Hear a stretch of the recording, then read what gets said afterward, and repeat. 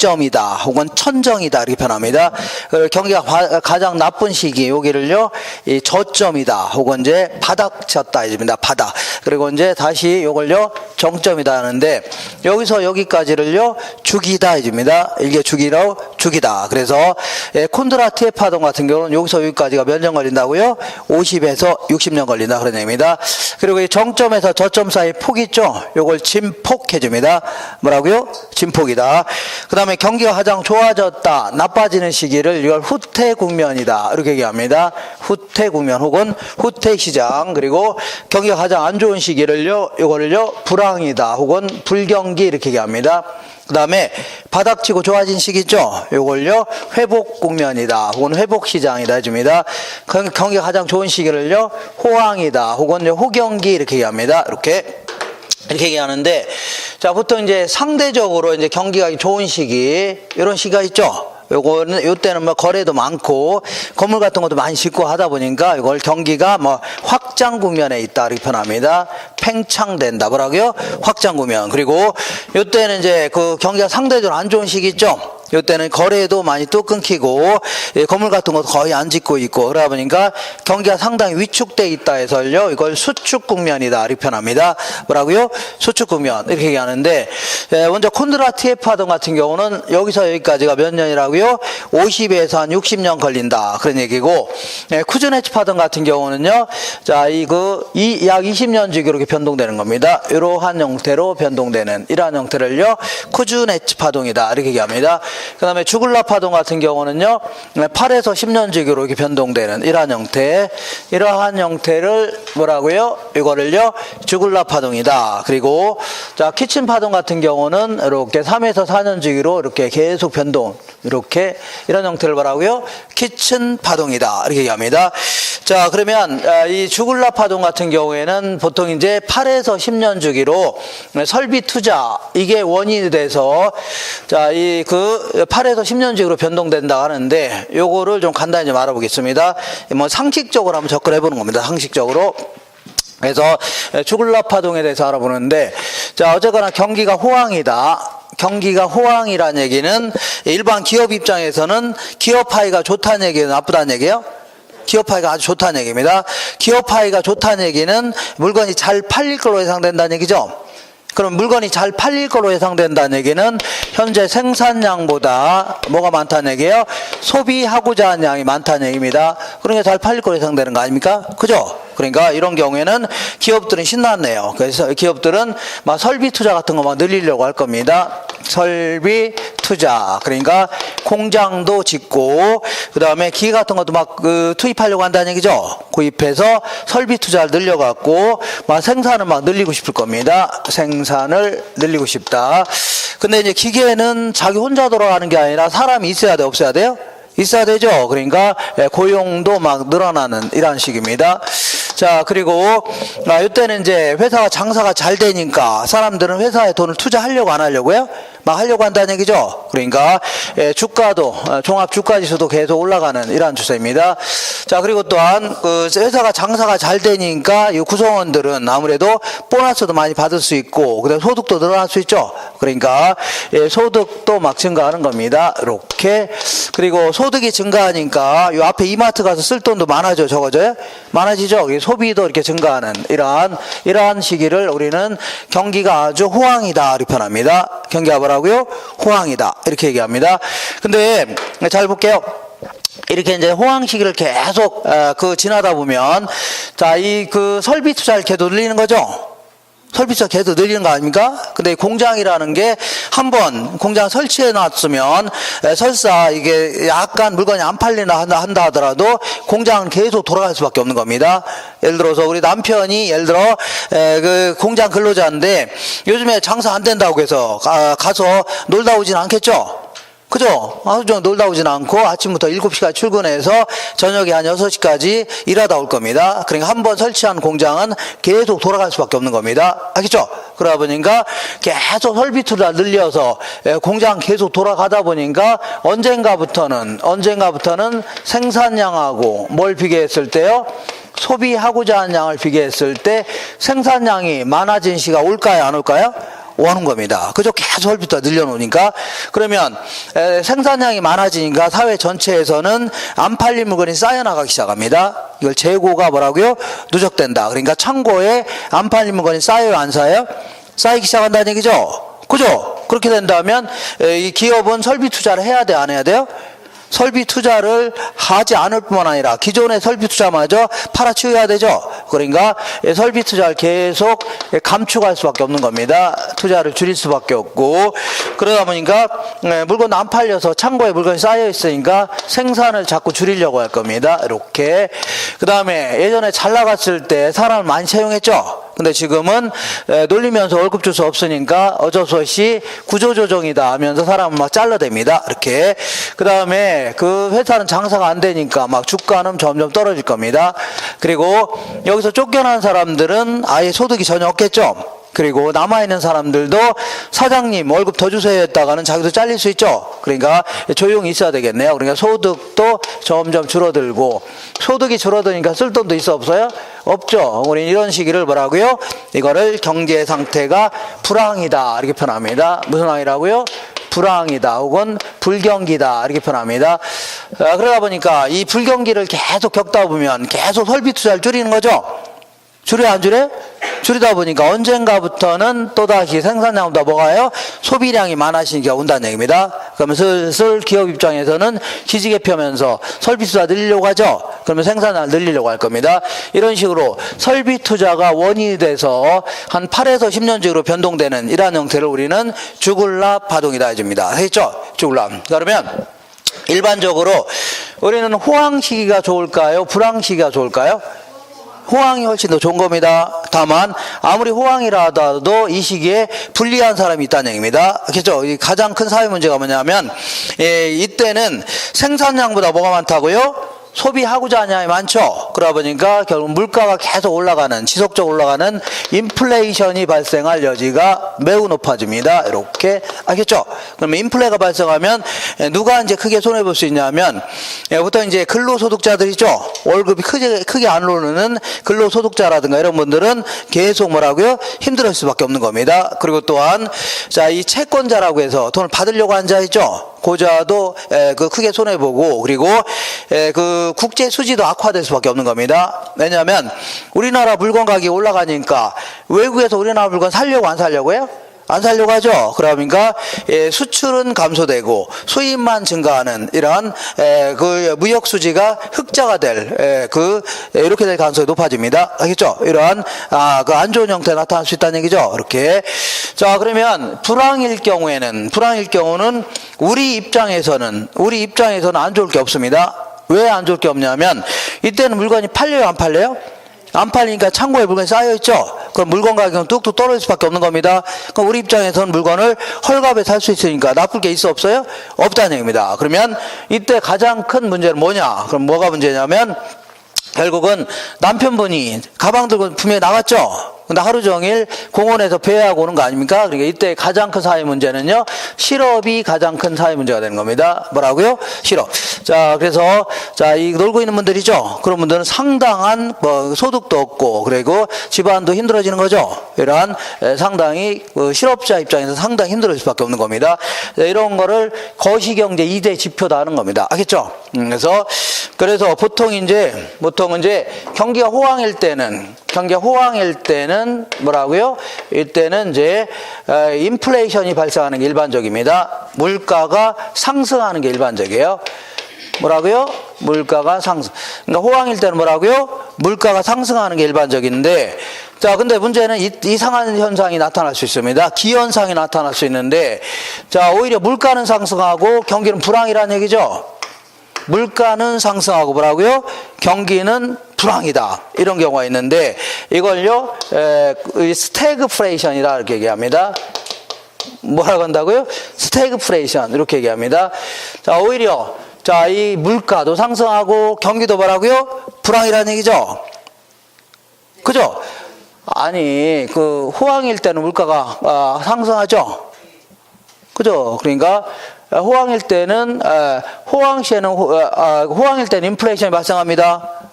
그죠? 근데 자, 이 물가가 상승하면서 또 불황이라는 얘기죠. 같이 동시에 나타나는데 이걸 뭐라고요? 스태그플레이션이라는 겁니다. 그러니까 뭐 참고로 이렇게 한번 물어본 적 있었습니다. 이렇게 물가 상승과 불황이 동시에 나타나는 거 있죠? 실업까지 늘어나는 이러한 형태를 뭐라고요? 스태그플레이션이다. 이렇게 얘기합니다.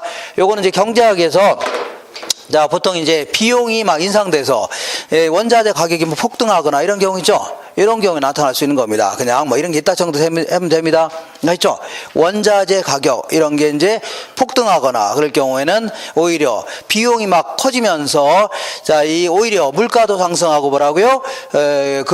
자, 불황도 지속할 수 있다는 얘기죠. 그런 형태가 나타납니다.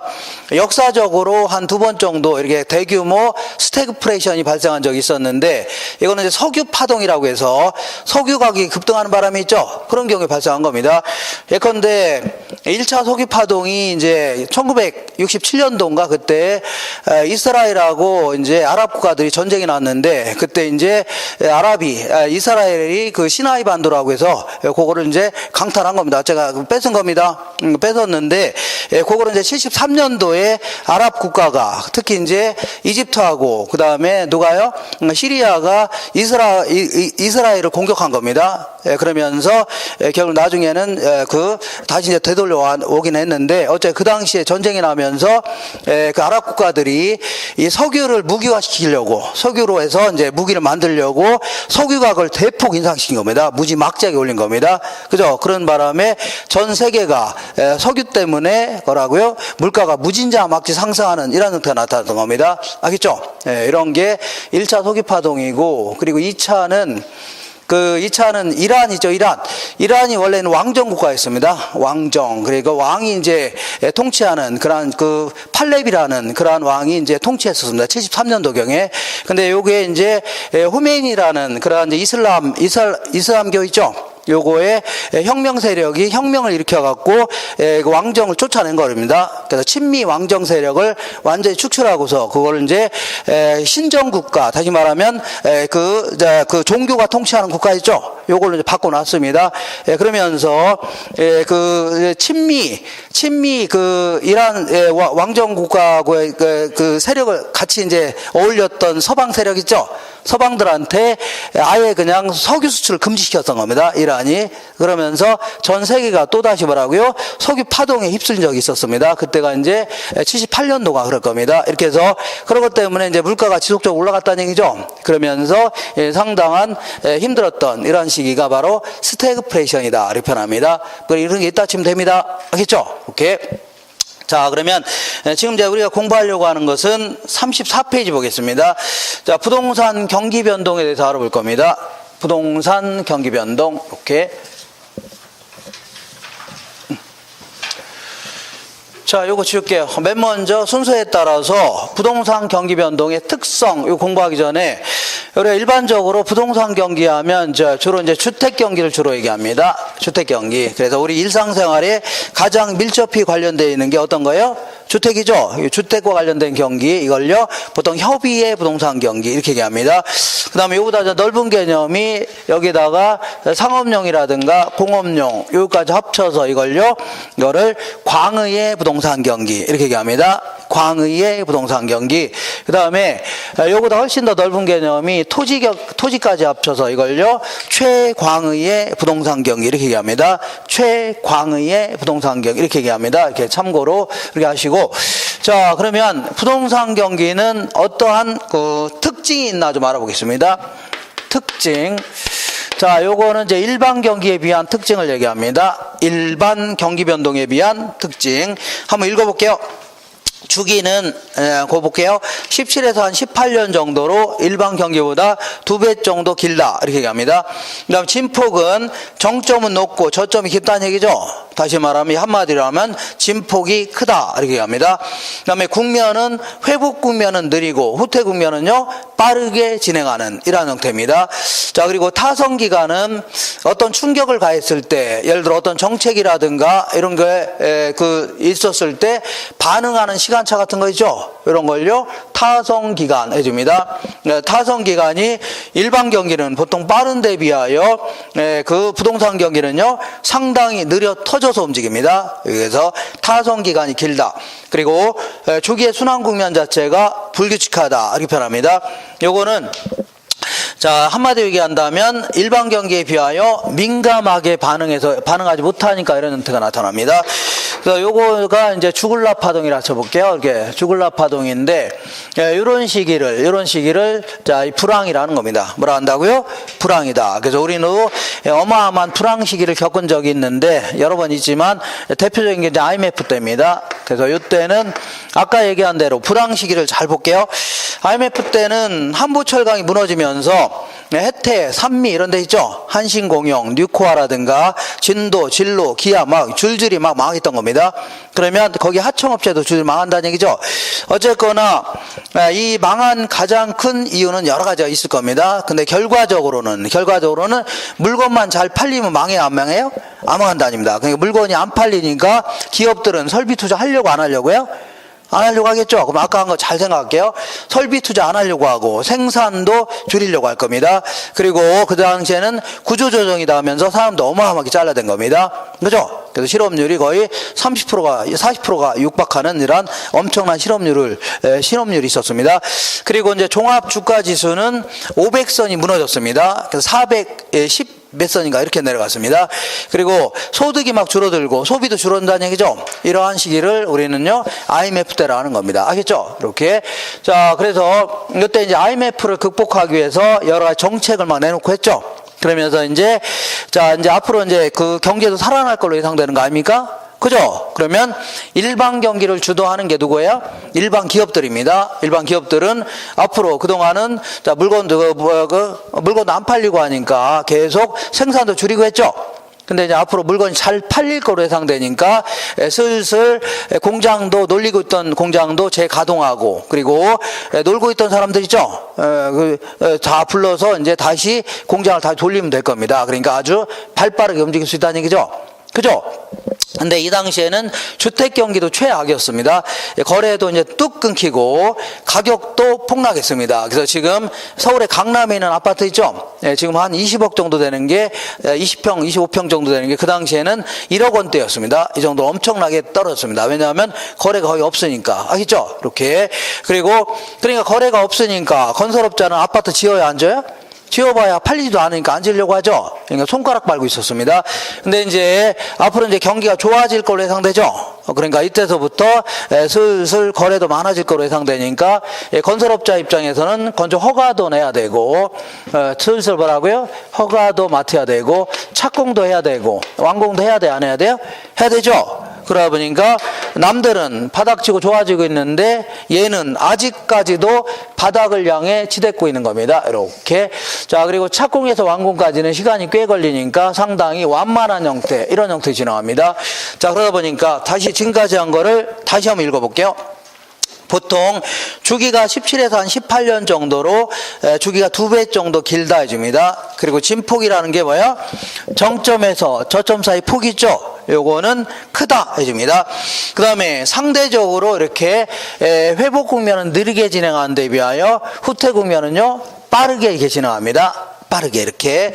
그 다음에 타성기간은 어떤 충격을 가했을 때 반응하는 시간차 있죠?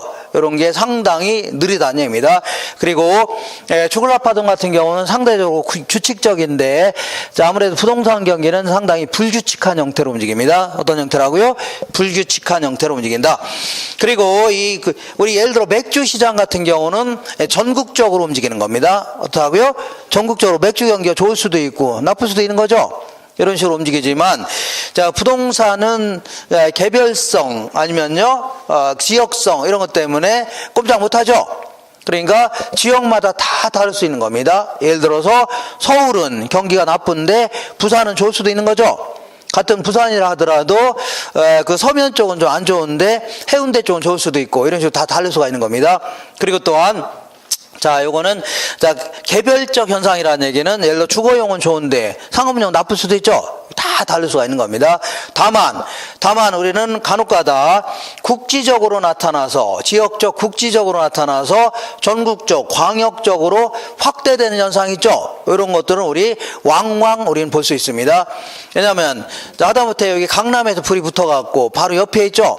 네, 분당, 판교, 수지 쪽으로만 넘어가기도 하죠. 이런 식으로 확대되는 경우도 가끔 나타납니다. 이렇게. 그 다음에 순환 국면은 아까 얘기한 대로 지역별, 용도별로 다 다를 수가 있는 겁니다. 서울은 좋은데 지방 나쁠 수 있죠. 이런 식으로 지역별로, 용도별로 때로는요, 병행하기도 하고, 병행은 같이 움직인다. 그런 얘기입니다. 그 다음에 역행은요, 반대로 거꾸로 움직인다는 얘기입니다. 거꾸로. 그리고 독립은요, 전혀 상관없이 움직인다는 얘기입니다. 전혀 상관없이. 선행은요, 앞서서 움직인다는 얘기죠. 이렇게 어쨌거나 용도에 따라, 지역에 따라 다 다를 수밖에 없는 겁니다. 다만 지금 이렇게 이렇게 해서 이렇게 한 거는 이 전체적으로 평균 낸 겁니다. 뭐라고요? 모든 부동산에서 평균 냈을 때 이렇게 뒤쳐져서 움직인다 그런 얘기입니다. 이걸요, 후순환한다 이렇게 표현합니다. 어떻게 해요? 후순환한다 혹은 후행한다 이렇게 표현합니다.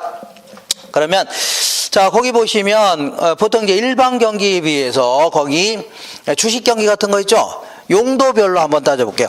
자, 주식 경기 같은 경우는 보통 이제 전순환한다 이렇게 표현합니다. 용도가 아니라 주식 경기는 어떻게 움직인다고요? 우리 주식 투자하는 분들이 가장 발빠르게, 그 기관 투자자 같은 애들이죠. 이런 애들이 가장 좀 발빠르게 움직입니다. 그러다 보니까 개미들도, 일반 투자자들도 막 따라가는 형태니까 보통 좀 약간 발빠르게 움직입니다. 그래서 이걸요, 전순환한다 혹은 선행한다 이렇게 표현합니다.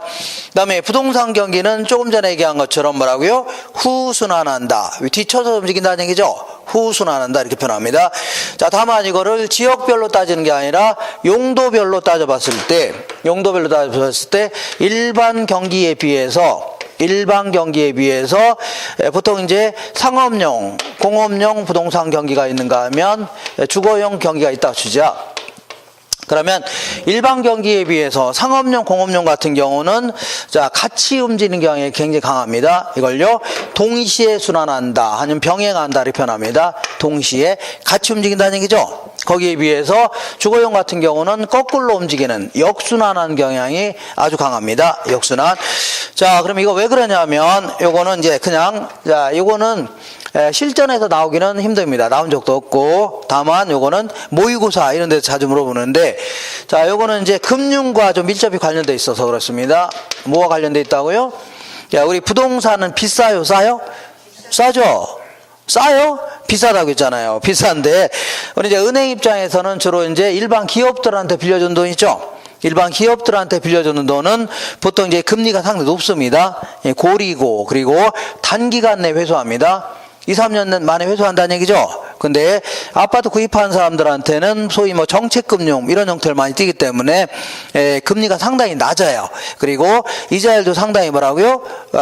금리가 낮고 기간도 상당히 깁니다. 장기간에 걸쳐서 10년이고 20년에 걸쳐 회수하는 이런 형태입니다. 그러면 은행도 이제 그 이윤의 극대화를 추구하고자 할 거 아닙니까? 그러면 기업이 돈 빌려달라고 할 수도 있고, 아파트 구입하는 사람들 돈 빌려달라고 할 수 있죠.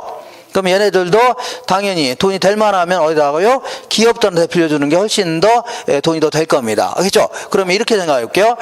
일반 경기가 호황이다. 일반 경기가 뭐라고요?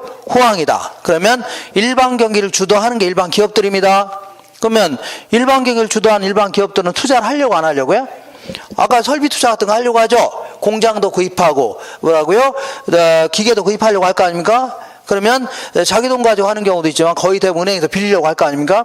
그러면 은행에서 빌려달라고 할 거 아닙니까? 그러면 얘들은 얼씨구자 좋다고 여기다 막 다 빌려려고 할 겁니다. 그렇잖아요?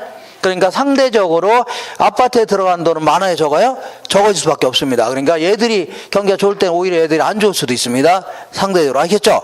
이번에 거꾸로 일반 경기가 불황이다. 그럼 일반 경기 불황일 경우는 그 기업들은 불황이니까 불황이니까 물건이 잘 안 팔린다는 얘기죠. 그러니까 투자 같은 거 하려고 안 하려고요? 안 하려고 하겠죠. 공장이나 기계 구입하지 않으려고 하죠. 그러니까 은행에서 돈 안 빌리려고 하겠네요. 그럼 은행도 돈을 금고에다 쌓아놓을 수는 없는 거죠. 그러니까 막 아파트 구입하는 사람 막 풀을 수밖에 없네요. 그러니까 오히려 주택 경기는 좋아질 수도 있다는 얘기입니다. 알겠죠? 이렇게 참고로 이렇게 하시면 됩니다. 참고로. 자, 이렇게 해서 이 정도 정리하시고 이번에는 측정 지표 알아보겠습니다. 자, 무슨 지표라고요? 측정 지표. 그러니까 자, 부동산 경기가 좋냐 나쁘냐 도대체 뭘로 측정할 수 있냐 그런 얘기인데, 아까 일반 경기 같은 경우에는 뭐 종합 주가 지수라든가 국민 소득 같은 거 있죠. 인플레이션 실업 이런 거 가지고 측정하지만, 자, 부동산 경기는 그야말로 부동산이죠. 부동산과 관련된 측정 지표를 삼아야 될 겁니다. 이걸요 측정 지표다 해줄게요. 무슨 지표라고요? 측정 지표다. 자, 요거는 이제 이렇게 해볼게요. 자, 부동산 기업 파이가 좋다. 부동산 기업이 뭐야? 뭐 중개업이라든가 건설업 같은 거 있죠? 아니면 부동산 매매업이라든가 부동산 임대업 이런 걸 다 뭐라고요? 부동산업이라는 겁니다. 그러면 부동산 경기가 호황이다. 부동산 호황이라는 얘기는 부동산 기업 파이가 좋다는 얘기, 나쁘다는 얘기예요? 좋다는 얘기죠? 그러면 부동산 기업 파이가 좋다는 얘기는 물건이 잘 팔릴 거로 예상돼요? 안 팔릴 거로 예상돼요? 팔릴 거로 예상된다. 팔릴 거로 예상된다면 현재 생산량보다 뭐가 많다는 얘기예요? 소비 하우자량이 많다는 얘기입니다. 그죠? 그러니까 건설업자 같은 경우는 건물 같은 거 막 짓고 싶겠네요. 그러니까 당연히 건축량 이런 게 가장 주된 측정 지표가 되는 겁니다. 건축량. 그 다음에 부동산 기업 파이가 좋다는 얘기는 생산량보다 뭐가 많다고요? 소비 하우자량이 많죠. 그러니까 막 서로 막 구입하려다 보니까 당연히 뭐라고요? 거래량도 늘어날 수밖에 없는 겁니다. 그 다음에 생산량보다 뭐가 많다고요? 소비 하우자량이 많으니까 가격도 올라갈까요? 떨어질까요? 올라가는 게 일반적입니다. 부동산 가격도 올라가는 게 일반적이다. 그래서 이런 것들이 가장 뭐 주된 측정 지표가 될 수 있는 겁니다. 근데 여기서 이 건축량 같은 경우에는 아무래도 건설업자가 공급하는 거죠. 그러니까 이거를 공급측 측정 지표다 이렇게 표현합니다. 그다음에 거래량은요, 이거는 사는 사람이 있어야 거래가 되는 거죠. 그래서 이거를요 뭐 수요측 측정 지표다 해줍니다. 그리고 요거는요 가격은 보조 지표 이렇게 표현하는데, 왜 보조 지표인가는 조금 이따 하기로 하고, 어쨌거나 요게 이제 가장 중요한 측정 지표가 되는 겁니다. 알겠죠? 근데 그거 외에도 바로 위에 볼게요. 이 측정 지표라고 써있는 바로 밑에 보시면 다음에 세 가지 지표를 종합적, 찾으셨나요? 과학적으로 활용하는 것이 바람직하지, 어느 하나만 가지고 이걸요 부동산기가 좋다 나쁘다 판단하면 대화인데요 안 된다는 얘기입니다. 그래서 이외에도 공가율이라든가 미분양 재고량, 주택 금융 상태라든가 임료 수준, 금리 같은 거 있죠? 이런 것들이 활용될 수 있다 이렇게 하시면 됩니다. 알겠죠? 이런 거 활용될 수 있다. 그러면 여기서는 뭐 요 정도만 기억해도 충분한데, 요거를 이제 모의고사 같은 데서는 조금 자세히 물어보기도 합니다. 우리 실전에서는 뭐 간단히 물어봅니다. 근데 이제 모의고사에서는 조금 자세히 물어보기도 하는데, 자, 요거는 이제 제가 요 얘기는 3, 4월 달에 안 할 겁니다. 3, 4월 달에는 제가 그 전에 얘기한 것처럼 약간 이런 것들은 1, 2월 달에 했으면 3, 4월 달에 안 할 겁니다. 그러니까 그냥 빠짐없이 다 얘기할 겁니다. 자, 건축량이라 하더라도 뭐 세분화한다면 허가량이라는 게 있고, 뭐가 있어요? 착공량, 그 다음에 완공량 이런 게 있을 겁니다. 이렇게. 자, 그러면 이 중에서 그래도 가장 중요한 지표는 건축이니까 건물 짓기 시작하는 거죠. 이게 이제 그래서 이 착공량을 이제 동행 지표다 이렇게 표현합니다. 이게 그래도 가장 중요한 지표입니다.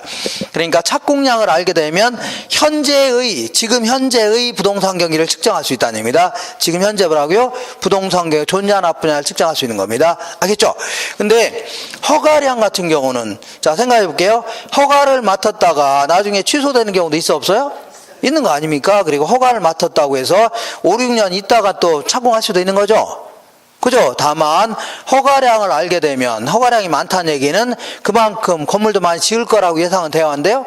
되죠? 그러니까 요거를요 선행지표다 해줍니다. 자, 좀 앞서서 움직이면서 가까운 미래에 부동산 경기가 어떠하리라고 판단할 수 있다는 얘기죠. 이렇게. 그래서 뭐라고요? 선행지표다 해줍니다. 그리고 자, 이 완공량은 이제 후행지표 이렇게 표현하는데, 이것도 왜 후행지표냐면, 보통 잘 생각해 볼게요. 우리가 부동산은 아파트 같은 게 완공되기 전에 분양은 거의 끝나는 경우가 일반적이죠. 그잖아요. 그러니까 가까운 과거에 부동산 경기가 어떠했다 하는 거를 판단할 수가 있다는 얘기입니다. 그런 의미에서요, 약간 뒤쳐져서 움직인다 해서 후행 지표라는 겁니다. 그 다음에 자, 여기서는 이제 그래도 가장 중요한 게 주택 거래량 이런 것들이 그래도 가장 중요한 측정 지표가 될 겁니다. 요게 이제 이거를 뭐 동행 지표 이렇게 표현합니다. 동행 지표. 근데 택지를 팔았다. 파는 것도 거래니까 택지 분양 실적이다. 이런 것도 있는데 요거는 아무래도 택지를 분양했다고 해서 갑자기 건물을 많이 짓거나 아니면요 주택 거래가 많은 건 아니죠. 다만 택지가 거래가 많다는 얘기는 그만큼 건설업자는 건물 막 지으려고 하는 거죠. 그리고 거래가 그만큼 많아질 거라고 판단하니까 막 택지 같은 거 구입하는 거 아닙니까? 토지를. 그죠? 그런 의미에서 얘는 좀 앞서서 움직인다 해서 이걸요 선행지표 이렇게 표현합니다. 무슨 지표라고요? 선행지표. 그 다음에 이 가격과 관련돼서는 왜 보조지표냐면 이런 얘기 해볼게요. 자, 부동산 경기가 호황이다 혹은 호경기다. 그러면 부동산 경기가 좋다는 얘기는 현재 기업파이가 좋다는 얘기죠. 또 똑같은 얘기 하는 겁니다. 기업파이가 좋다. 그러니까 물건이 잘 팔릴 거로 예상되는 거죠. 물건이 잘 팔릴 거로 예상된다는 얘기는 생산량보다 뭐가 많아요? 소비하우자량이 많다는 얘기입니다. 그죠? 그러다 보니까 가격도 일반적으로 서로 막 구입하려고 하니까 가격도 올라가는 게 일반적입니다. 그래서 이렇게 표현하는 것은 맞는 표현입니다. 이런 거는 뭐라고요? 맞는 표현이에요. 근데 문제는 거꾸로 가격이 상승하니까 가격이 올라가니까 경기가 호경기이다. 이런 표현은 잘못된 표현이라는 얘기입니다. 왜 그러냐면 가격이 올라가는 이유가 자, 예를 들어서 수입 자재 가격이 폭등하는 바람에 가격이 올라갈 수 있죠. 아니면요 투기가 극성인 바람에 올라갈 수 있죠. 이런 걸 가지고 경기가 좋다 할 수는 없다는 얘기입니다. 그죠? 그러니까 느닷없이 가격만 가지고 판단해서 경기가 좋다 나쁘다를 판단하면 대화인데요? 안 된다는 얘기입니다. 그러니까 아까 얘기한 대로 이 세 가지를 종합적으로 과학적으로 추정한 다음에 경제 상태가 별로 안 좋구나 아니면 좋구나 이렇게 판단하라는 얘기죠. 이렇게 정리하시면 됩니다. 그 다음에 이번에는 경기 변동의 형태 알아보겠습니다. 이거 지울게요. 자, 경기 변동의 형태는 아까 여기서 얘기한 것처럼 순환적인 경기 변동이라는 게 있고 다른 형태의 경기 변동 이런 것들도 왕왕 나타납니다. 이렇게. 자, 그럼 맨 먼저 순환적 경기 변동 알아보겠습니다. 자, 순환적이라는 것은 좋아졌다 나빠졌다를 반복한다는 얘기죠. 이렇게. 그래서 우리 그림을 보니까 이렇게 보겠습니다. 이렇게 경기가 좋아졌다, 나빠졌다, 좋아졌다, 나빠졌다 반복하는 이러한 형태를 뭐라고요? 순환적 경기 변동이 됩니다. 그래서 원래는 보통 이제 이런 식으로 이제 경제 성장 추세 있죠. 이런 거에 따라서 움직이는 게 일반적입니다. 그러니까 이렇게 그리고 원래는 후퇴 국면은 좀 빠르고 회복 국면 느리게 했죠. 이렇게 그려야 되는데 여기서는 경제가 반드시 그 성장하라는 법이 있어 없어요? 우리나라 같은 경우는 많이 이제 둔화돼 있죠. 중국하고 달리. 그 다음에 그리고 이거는 설명의 편의상 이렇게 그린 겁니다. 설명의 편의상 좀 규칙적으로 한번 그려볼게요. 그래서 요거는 이제 정점이고 얘는 뭐라고요? 저점. 요건요 정점. 이렇게 해서 정점에서 또 다른 정점까지를 아까 뭐라고요? 주기라는 겁니다. 그 다음에 정점에서 저점 사이 폭을요 진폭해줍니다. 이렇게 해서 한 번 더 쪼개 보겠습니다. 이렇게. 자, 그러면 경기가 가장 좋았다가 천정치고 나빠지는 시기 이걸요 후퇴 국면이다 이렇게 표현합니다. 뭐라고요? 후퇴 국면. 경기가 가장 안 좋은 시기 요거를요 자 일반 경기에서는 불황 혹은 불경기 이렇게 얘기하는데 부동산 학자들은 뭐 똑같은 얘기인데 이걸 하향시장이다 이렇게 표현합니다. 뭐라고요? 하향시장이다. 그 다음에 다시 바닥치고 좋아진 시기 있죠? 요걸요 회복 국면이다 해줍니다. 회복. 그리고 요거를 원래는 호황해 줘야 되는데 부동산 학자들은 요걸요 상향시장 이렇게 얘기합니다. 뭐라고요? 상향시장. 자, 그 다음에 아까 얘기한 대로 상대적으로 경기가 좋은 시기가 있고 나쁜 시기가 있다는 얘기죠. 그래서 이 시기는 조금 이따 하겠지만 막 거래도 많아지고 아무래도 건축량도 많아진다는 얘기죠. 그래서 경제가 점점 확장 국면에 있다 해서 확장 국면이다 이렇게 표현합니다. 그리고 이때는 거래도 좀 또 끊기고 건물 같은 것도 안 짓고 있다는 얘기죠. 안 짓고 뭐 이러니까 아무래도 그 경기가 상당히 위축돼 있다. 그래서 수축 국면이다 집니다. 뭐라고요? 수축 국면. 이렇게. 그러면 제가 아까 확장 국면은 경기가 좋다는 얘기죠. 그럼 경기가 좋다는 얘기는 물건이 잘 팔릴 걸로 예상돼요? 안 팔릴 걸로 예상돼요? 팔릴 걸로 예상되니까 자 서로만 살려고 하죠. 그러니까 가격도 일반적으로 올라가는 게 일반적입니다. 가격도 뭐라고요? 올라가는 게 일반적인데 그러면 자꾸 올라가고 있으니까 매수자는 얼른 구입하려고 할 겁니다. 매수자는 부동산 구입하려는 자를요 매수자다. 매수자는 얼른 구입하려고 하겠죠. 근데 문제는 매도자가 지금 당장 팔려고요? 나중에 팔려고요? 나중에 팔려고 하지 뭐하러 지금 당장 팝니까? 계속 올라가고 있으니까. 그죠? 그러니까 이때는 자, 이 매수자들은 무지장 많은데 문제는 매도자가 있어 없어요? 거의 없다는 얘기입니다. 그러니까 우리 중개활동 하다 보면 물건 살려는 사람은 무지막지하게 많은데 문제는 팔려고 내놓는 물건은 거의 있어 없어요? 없죠? 맞죠? 그러면 거래가 이루어지게 하려면 결국은 들어가고요. 매도자를 잘 설득해야 거래가 이루어지는 겁니다. 알겠죠? 그러니까 이 시기는요. 매도자 중시화 현상이 나타납니다. 누가 중시한다고요? 매도자. 매도자가 누구예요? 파는 자. 파는 자를 자, 정중히 모셔야 된다는 얘기죠. 파는 자가 들어오면 잽싸게 예전에 한 것처럼 옆에 있는 엔젤리너스 커피 있죠. 요거 가서 아주 비싼 거 갖다 줘야 되지. 자판기 커피 같은 거 주면 돼야 안 돼요? 안 됩니다. 이번엔 거꾸로 해볼게요. 이 시기는 거꾸로 가격도 뚝뚝 떨어집니다. 떨어지니까 매도자는 얼른 팔려고 할 겁니다. 근데 문제는 매수자가 이거 살려고 안 살려고요? 안 살려고 하겠죠. 그러니까 이때는 거꾸로 누가요? 매수자를 잘 관리해야 매수자를 잘 중시해야 거래가 이루어지는 겁니다. 그죠? 이걸요 매수자 중시 현상이 나타난다 이렇게 얘기합니다.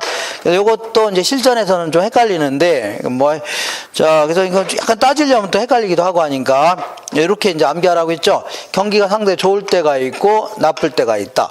경기가 좋을 때는요 매도자 중시화 현상, 나쁠 때는요 매수자 중시화 현상. 이렇게 하면은 뭐 더 헷갈리나요? 이렇게 하면 더 헷갈리네요. 그래서 얼른 지워요. 얼른. 그래서 이렇게 해서 암기하시면 됩니다. 되셨죠? 이렇게. 자, 그 다음에 요거는 아직은 이제 감정평가론이라는 걸 공부 안 했기 때문에 약간 이해가 안 갈지 모르는데 어쨌거나 이게 몇 년 걸린다고요? 17에서 한 18년 정도 걸리는 이런 장기적 파동인데 중장기적인 파동인데 이게 가격도 이렇게 흘러가는 겁니다. 알겠죠? 흘러가는데 자, 이 거래 사례 비교법이라고 해서 감정 평가를 안 했기 때문에 뭐 잘 모를 수도 있는데 그래도 느낌으로 알 수 있을 겁니다. 자, 거래 사례 비교법이라는 것은 이 부동산의 가치를 평가하려고 합니다. 이걸 대상 부동산이다. 뭐라고요? 대상 부동산인데 자, 거래 사례 비교법은 요 놈과 비슷한 놈이 최근에 거래한 사례가 있다는 얘기죠. 그죠? 우리 비슷한 놈이 이 근처에서 거래된 적이 있답니다. 요걸요, 사례 부동산이다. 이렇게. 그래서 요걸 가지고 차이점을 수정하겠다는 얘기죠. 이렇게 하는 걸 뭐라고요? 거래 사례 비교법. 이렇게 해서 요 부동산의 가치를 평가하겠다. 그런 얘기인데. 자, 만약에 요때쯤에서 요 부동산의 가치를 평가하려고 한다. 그러면 과거 한 2, 3년 전에 거래했던 것들은 거의 다 뭐라고요? 높은 가격이 일반적입니다. 알겠죠? 높은 가격 출발해서 내려가는 추세를 반영해서 감정평가하라는 얘기입니다. 그러니까 자, 과거에 거래했던 사례들은 거의 다 뭐라고요? 상한 가격이 일반적입니다. 뭐가 일반적이라고요? 상한 가격. 줄여서 그냥 상한가라고 해볼게요. 높은 가격이 일반적이라는 얘기죠. 여기부터 내려가는 추세를 반영해라. 그런 얘기입니다.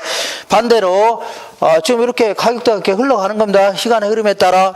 그러면 요쯤에서 요 부동산의 가치를 평가하려고 한다. 그러면 과거 한 2, 3년 전에 거래했던 가격들은 거의 다 뭐라고요? 하한가가 일반적일 겁니다. 낮은 가격, 하한 가격이 일반적이겠죠? 요거 반영해가면서 올라가는 추세를 반영하라. 그 얘기입니다. 알겠죠? 이렇게. 자, 이렇게 해서 정리하시고. 근데 만약 요때쯤에서 판단하려고 한다. 그러면 과거에 거래했던 사례들은 거의 다 상한가가 일반적일 겁니다. 뭐가 일반적이라고요?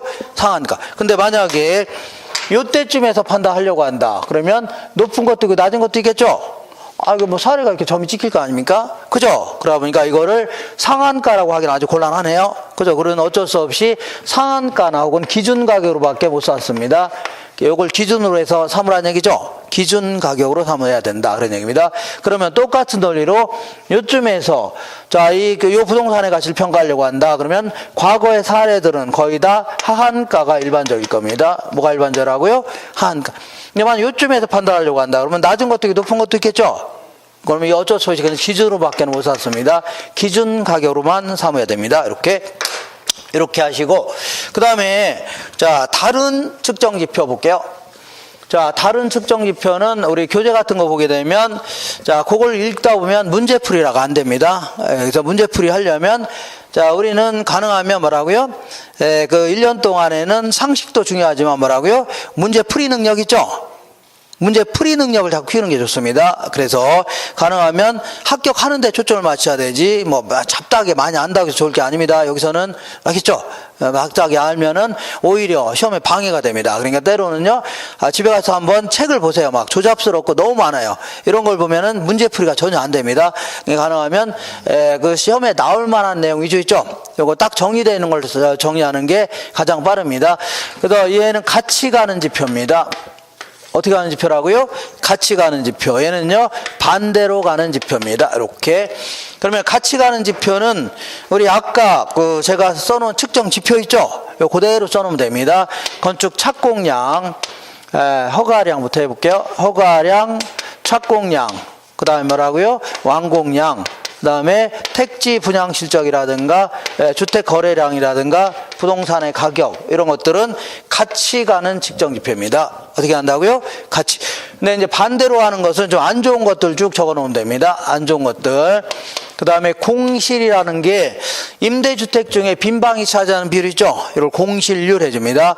그 다음에 공가라는 것은 어떤 지역에 비어있는 집 있죠? 이런 걸 뭐라고요? 공가율이라는 겁니다. 그리고 자, 어떤 일정 기간 동안에 미분양돼서 남아있는 재고량을 뭐라고요? 미분양 재고량 이렇게 표현합니다. 그리고 나머지는 이제 금리 정도 이런 것들은 반대로 움직입니다. 어떻게 하라고요? 반대. 이게 무슨 얘기냐? 그런 얘기인데 만약에 시장이 확장 국면에 있다. 어떻게 있다고요? 확장 국면에 있다. 이런 식이라는 얘기죠. 이런 시기에서는 뭔가가 올라가요? 안 올라가요?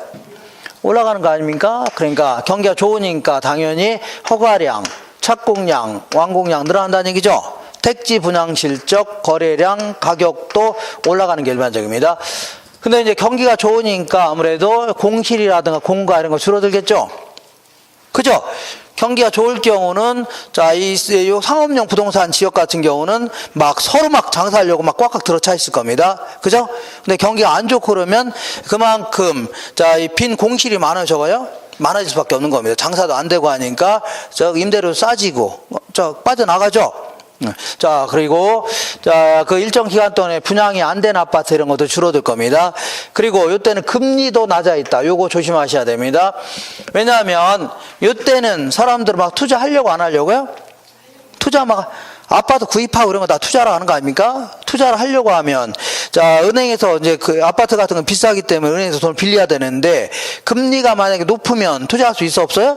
없는 겁니다. 금리가 낮아 있는 상태라야 투자가 늘어나는 겁니다. 알겠죠? 그럼 만약에 계속 늘어나는데 갑자기 금리가 막 더블 올랐다 그러면 올랐다 거꾸로 치고 이렇게 거꾸로 늘어나는 겁니다. 알겠죠? 그러니까 요 시기는 뭐라고요? 금리는 낮아 있는 시기다. 이렇게 정리하셔야 돼요. 금리는 뭐라고요? 낮아 있는 시기. 그러면 요거는 만약에 수축 국면은 거꾸로 해주면 됩니다. 이렇게 해서 정리하시면 됩니다. 그 다음에 이번에는 어떤 걸 볼 거냐면 35페이지 맨 아래 보니까 안정시장이라고 있는데 요거는 이제 부동산에만 있는 고유한 시장입니다. 어떤 시장이냐? 불황이 아주 강한 부동산 시장인데 예를 들어서 위치가 좋고 규모가 작은 주택이라든가 중심 지역 내에 있는 상가 이런 것들을요 안정시장이다 이렇게 합니다. 무슨 얘기냐면 우리가 아무리 불황이라 하더라도 자 생각해 볼게요. 아무리 불황이라 하더라도 20평대 초반 아파트 있죠? 거의 가격이 안 떨어집니다. 이거 항상 실수요자가 이게 그 살려는 사람이 막 붙어 있다는 얘기죠. 이런 걸 뭐라고요? 안정시장이다 입니다. 그리고 여기 호평역 앞에 이런 게 이제 중심 상업지역 아닙니까? 이런 데는 항상 사람들이 몰리니까 장사하려는 실수요자 있죠? 이런 사람이 계속 생길 수밖에 없는 겁니다. 그러다 보니까 이런 지역을 뭐라고요? 불황에 아주 강한 시장이라는 얘기죠. 이런 거 뭐라고요? 안정시장이다 해줍니다. 이런 시장에서는 가격이 약간 안정돼 있거나 가벼운 상승이 동반되는 이러한 시장을요, 안정시장 해줍니다. 근데 요거는 자 4번에 어느 국면에나 존재 가능합니다. 그러니까 자 여기는 뭐 상향 다음에 안정시장이 오고 이런 게 아니라 어떤 국면이나 이런 시장은 주변 지역에 존재할 수 있다는 얘기죠. 다만 경기와는 전혀 무관하다, 이런 건 잘못된 표현입니다. 왜냐하면 자 불황에 강하다고 했죠. 그죠? 그럼 거꾸로 한다면 호황에는 약할 수가 있다 그런 얘기입니다. 왜냐하면 호황일 때는 사람들은 막 투자 같은 거 하려고 안 하려고요? 하려고 하죠. 그러면 자 가격이 쌀 때 구입해서 비싸게 파는 게 부동산 투자 아닙니까?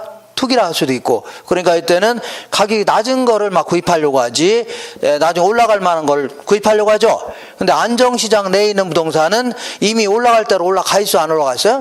올라가기 때문에 오히려 투자하지 않으려고 할 겁니다. 그러니까 오히려 호황에는요, 약한 모습을 보일 수 있다, 이렇게 표현합니다. 불황에는 강하지만 오히려 뭐라고요?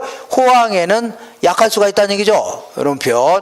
그러니까 경기와는 전혀 무관하다, 이런 표현은 잘못된 표현이라는 얘기죠. 경기와는 전혀 무관하다, 이거는 잘못된 표현입니다. 이렇게 자, 한 장 넘겨볼게요. 다른 형태의 경기 변동이라고 해서 자, 이 부동산은 다른 형태의 경기 변동까지 겹치면서 상당히 복잡한 양태가 나타납니다. 먼저 계절적 변동은 계절에 따라 정기적으로 나타나는 변동이 있죠. 이걸요, 계절적 변동이다. 그러니까 대표적인 게 대학교 앞에 보니까 임대주택 시장이 있는데 자, 이 방학 되면 썰렁하죠. 근데 이제 개학되면 호황이 될 거 아닙니까? 이런 걸요, 계절적 변동이다 해줍니다. 근데 왜 이게 계절적 변동이냐면 왜 방학합니까? 자, 겨울에 추워서, 여름에는요 더워서 하는 거죠. 그런 의미에서 이걸요 계절적 변동이다 해줍니다. 그다음에 장기적 변동, 이걸 다른 말로 뭐 추세적 변동, 이런 추세에 따라 움직인다는 얘기죠. 이렇게 얘기합니다. 그래서 자, 보통 이제 요거는 나중에 감정평가할 때 그 추세적 변동, 이런 추세에 따라 장기간에 걸쳐 추세 있죠. 이런 것 따라 움직이는데 자, 보통 이제 거기 보니까 자, 인근 지역의 수명 현상이라고 해서 이건 나중에 이제 감정 평가할 때 이제 할 겁니다. 할 건데 참고로 잠깐만. 자, 어떤 지역이 신개발되거나 재개발될 수 있죠. 자, 그러면 마르고 닳도록 깨끗한 아파트로 남아요? 그렇지 않죠. 시간이 감에 따라서 낡고 노후화되는 바람에 주인도 밖에 나갈 거 아닙니까? 이런 걸요 인근 지역의 수명 현상, 이렇게 얘기합니다. 그래서 보통 이제 5가지 단계로 진행합니다. 이렇게 이거는 쓸 필요도 없이 나중에 할 겁니다. 그러니까 성성쇠천악이다. 성성쇠천악,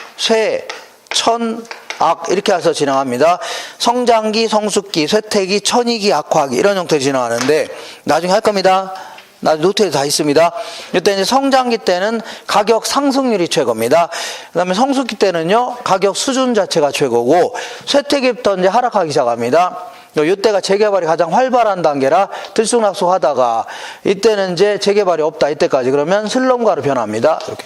근데 만약 이때쯤에 다시 재개발했다, 그러면 이렇게 변할 수 있죠. 이런 식으로 바뀌어 나가는 걸 뭐라고요? 자, 장기적 변동이다. 여기서 말하는 일반 경기에서는 아까 콘드라티브 파동 같은 거 있죠. 이런 게 이제 장기적 변동인데 이런 흐름에 따라 움직이는 거죠. 여기서는 이제 부동산 경기에서는 이런 형태를 뭐라고요? 장기적 변동이다 해줍니다. 그 다음에 무작위적 변동 같은 경우는 지진, 홍수, 전쟁, 정부 정책 변경 같이 예기치 못한 사태 있죠. 이런 거에 따라 불규칙하게 변동되는 거, 이걸요 무작위적 변동이다 합니다. 그럼 만약에 전쟁이 난다면 사람들은 부동산을 구입하려고 할까요? 금을 구입하려고 할까요? 금을 구입하려고 하겠네요. 그래서 미리 막 금 같은 걸 다 바꿔 놓으려고 하니까 당연히 뭐요? 부동산 경기는 아주 개판되는 겁니다. 알죠? 자, 뭐 개판이고 뭐고 막 다 도망가고 바쁘겠네요. 자, 그 다음에 그 포항에 재작년에 그 지진이 발생하는 바람에 사상 초유의 수능이 연기된 적도 있습니다. 그렇죠? 이거는 뭐 수능이 연기된 건 처음입니다. 그러다 보니까 자, 한 일주일 연기했죠. 그러면 포항이 이제 부동산 경기가 좋아질 것 같아요? 나빠질 것 같아요? 나빠집니다. 왜냐하면 사람들이 거기서 투자하려고 안 하려고요? 불안하니까 투자하지 않으려고 하죠. 그러니까 이런 것 때문에 발생하는 갑작스러운 변동을요, 무작위적 변동이다. 정부 정책이 갑자기 변화할 수 있죠. 이런 거를 따라서 갑자기 변하는 형태를 답을 하고요, 무작위적 변동이라는 겁니다.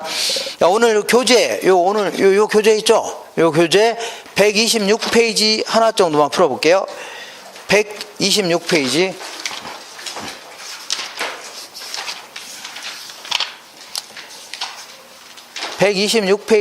아니, 죄송합니다. 아, 내가 좀 잘못 적어놨네. 자, 하나만 풀어볼게요. 자, 다른 데입니다. 다른 데. 자, 어디를 볼 거냐면,